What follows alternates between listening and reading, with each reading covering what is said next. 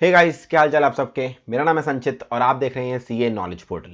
सो finally नवंबर और दिसंबर 2020 एग्जाम्स के लिए एडमिट कार्ड आईसीएआई ने रिलीज कर दिए हैं। कल यानी कि 1 नवंबर को admit card late night release हुए थे। कुछ बच्चों की वेबसाइट ओपन हो रही थी, कुछ का सर्वर डाउन था, तो प्रॉब्लम्स आई थी, I agree. But I think by and large अभी तक सब बच्चों ने अपना एडमिट कार्ड देख लिया होगा। अब इस एडमिट कार्ड से रिलेटेड काफी सारे डाउट्स आ रहे हैं। सुबह से मेरा इंस्टाग्राम भर गया है डाउट से रिलेटेड, तो मैंने सोचा ये वीडियो बनाकर सारे डाउट्स एक ही बारी में मैं क्लियर कर दूंगा। तो मैं आपको पहले बता दूं, आपके जितने भी डाउट्स हैं आप यहां पे देख सकते हो, मोस्ट प्रोबेबली आपका डाउट इसी वीडियो में क्लियर हो जाएगा। मैं स्टेप बाय स्टेप प्रोसीजर कराते समय आपको स्टेप पे, हर स्टेप पे जो बच्चों को डाउट आ रहे हैं वो क्लियर कर दूंगा। इससे पहले कि आप कमेंट सेक्शन में अपना डाउट पूछे, तो एक बार इस वीडियो को पूरा जरूर देख लीजिएगा। बहुत बार ऐसा होता है वीडियो के अंदर मैंने डिस्कस कर रखा होता है डाउट, फिर भी वो डाउट वीडियो मुझे कमेंट सेक्शन में दिख रहा होता है, तो वीडियो को जरूर एक बार पूरा देख लीजिएगा। चलिए सबसे पहले देखते हैं। कुछ बच्चों को एडमिट कार्ड डाउनलोड करने के प्रोसीजर में प्रॉब्लम आ रही है, तो पहले मैं आपको जल्दी से एक बार बता दूं एडमिट कार्ड डाउनलोड कैसे करते हैं। आप एग्जाम वेबसाइट पे जाएंगे तो वहां पर आपको इस तरह का ऑप्शन दिखेगा। आपको जाना है कंटिन्यू टू एग्जामिनेशन वेबसाइट।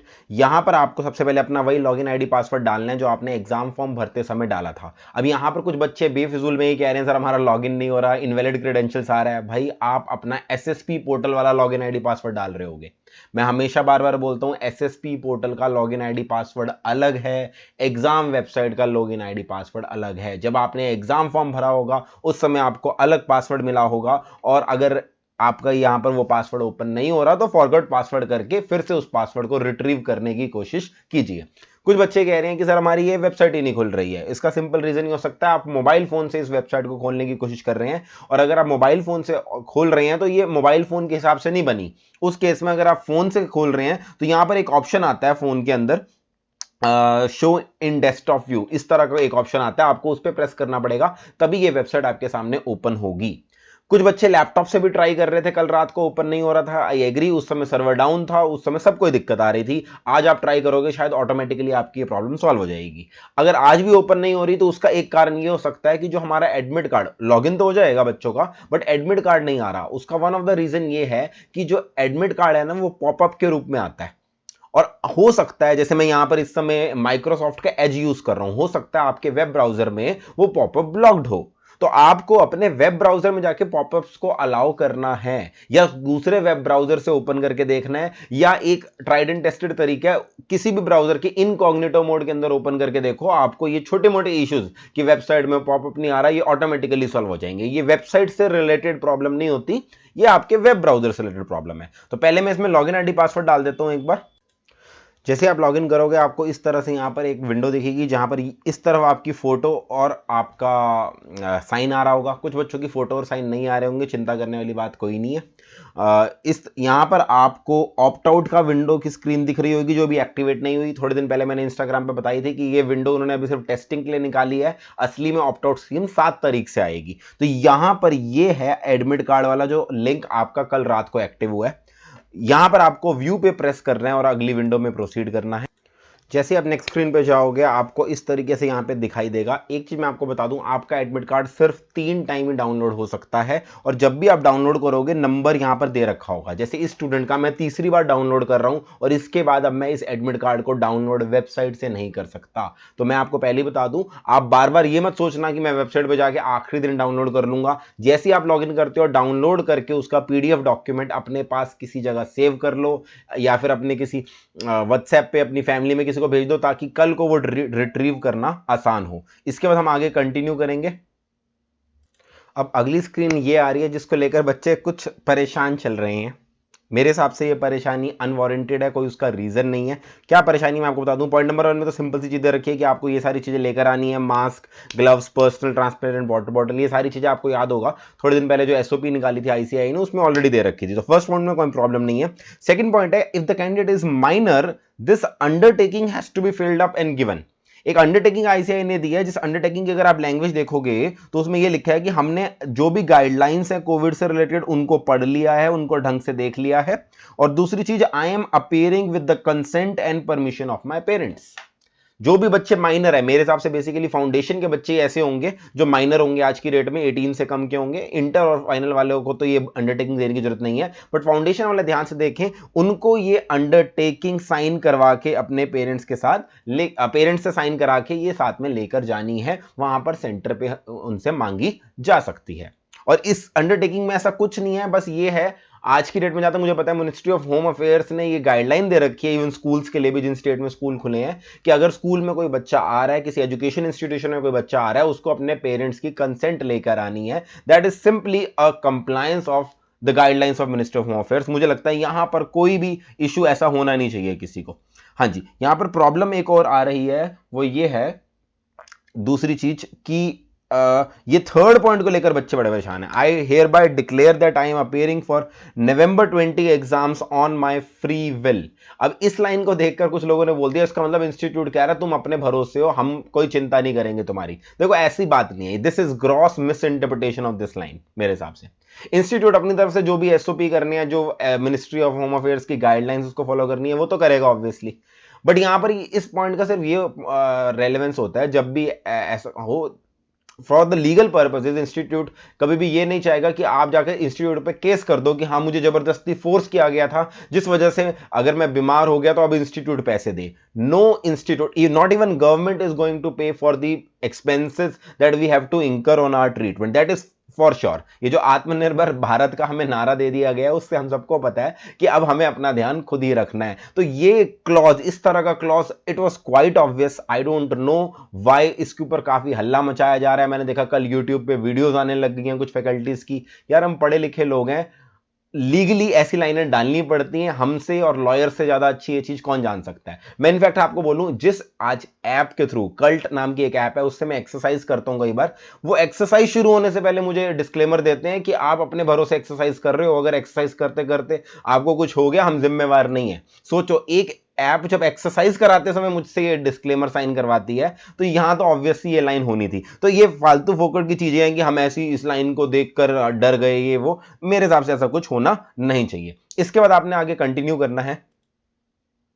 अब यहां पर आप एडमिट कार्ड देखोगे तो मेरे हिसाब से आपको प्राइमरीली 3 तरह के एडमिट कार्ड दिखेंगे।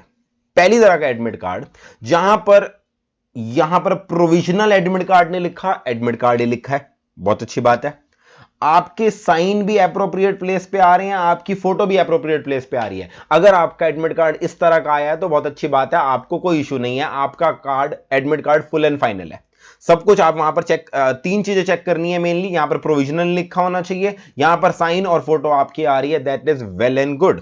आपको सिर्फ क्या करना है, यहां पर जो अपना एड्रेस दे रखा है सेंटर ऑफ एग्जामिनेशन, उसको एक बार देख लीजिए वो कहां पर है। मेरे हिसाब से एग्जाम से पहले विजिट कर लीजिए। इन चीजों, छोटे मोटे का चीजों का ध्यान रखना है, बाकी आपको कोई टेंशन नहीं लेनी। हाँ, एग्जाम वाले दिन आप अपने साथ एक अपनी आईडी जरूर ले जाना। आईडी मतलब आपका आधार कार्ड, ड्राइविंग लाइसेंस, वो जरूर ले जाना, ताकि आप ये प्रूव कर सको कि हाँ मेरा नाम अगर संचित ग्रोवर है इस एडमिट कार्ड पे लिखा है तो सच में मैं ही संचित ग्रोवर हूं।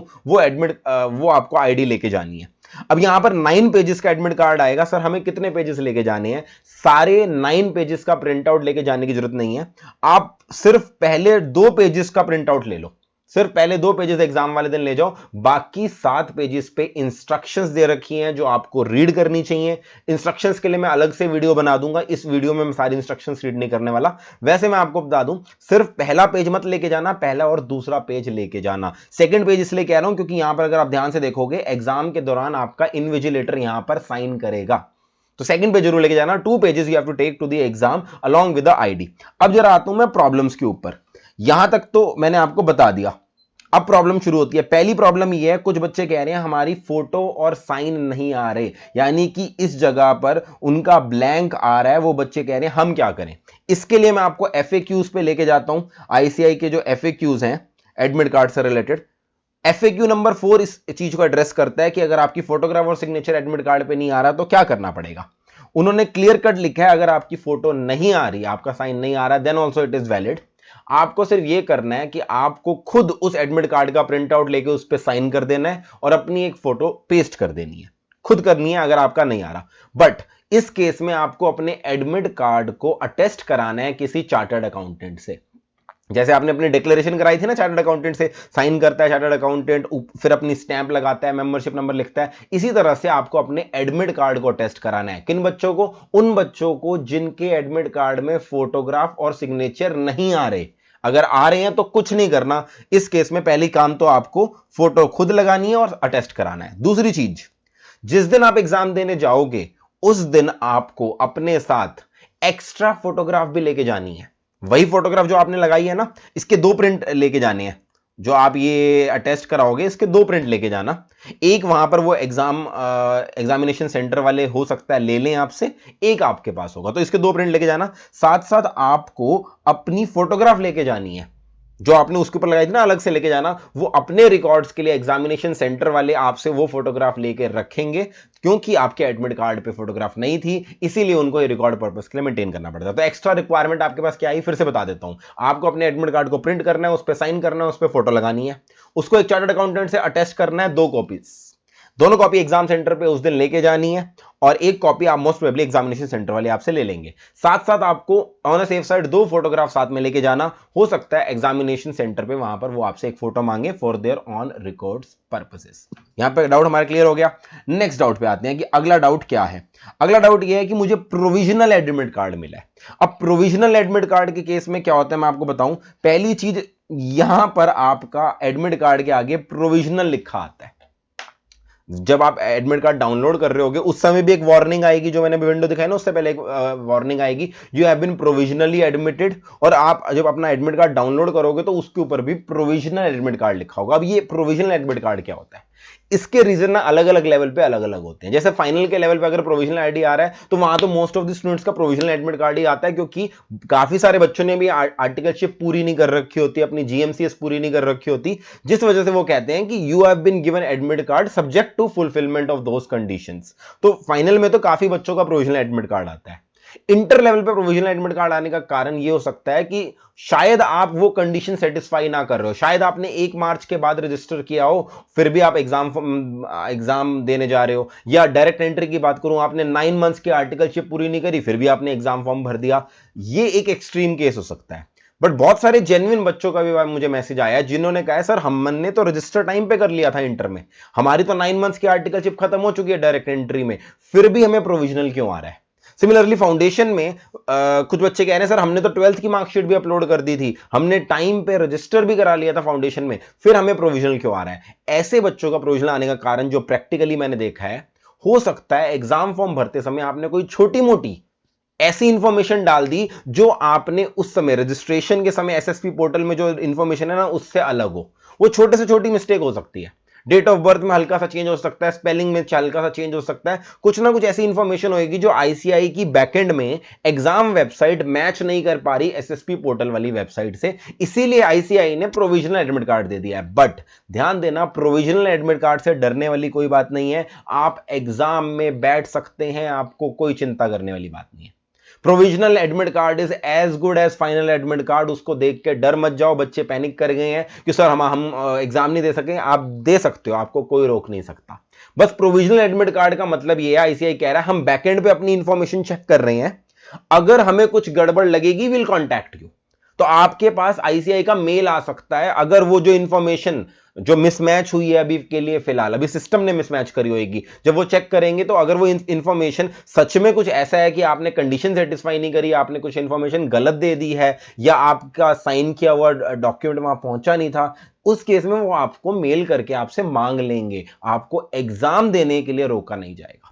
तो सर मेरा प्रोविजनल एडमिट कार्ड आया तो मैं क्या करूं, कुछ नहीं करने की जरूरत, उसी प्रोविजनल एडमिट कार्ड के बेसिस पर आपको एग्जाम में बैठना है। फोटोग्राफ साइन आ गए तो कुछ नहीं करना, फोटोग्राफ साइन और नहीं आ रहे तो अभी मैंने थोड़ी देर पहले बताया आपको भी वही प्रोसीजर फॉलो करना है। अदरवाइज डरने की कोई बात नहीं है, ऑटोमेटिकली ये इशू रिजॉल्व हो जाता है। इनफैक्ट ये जो मैंने आईडी जिस स्टूडेंट का खोल रखा है ना, she is a student of second group inter.